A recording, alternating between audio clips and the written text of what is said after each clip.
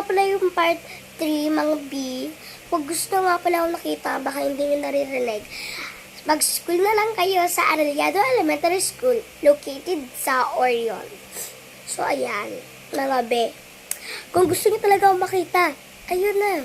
Kung magpa-fans kayo sa akin, so magtatagalog na ako, okay? Kasi Pilipino ako. Hindi ako Amerikano, ganyan. Okay? Nakatira ako sa Philippines. Okay? Kaya iba yung mga language namin kaysa sa Amerika.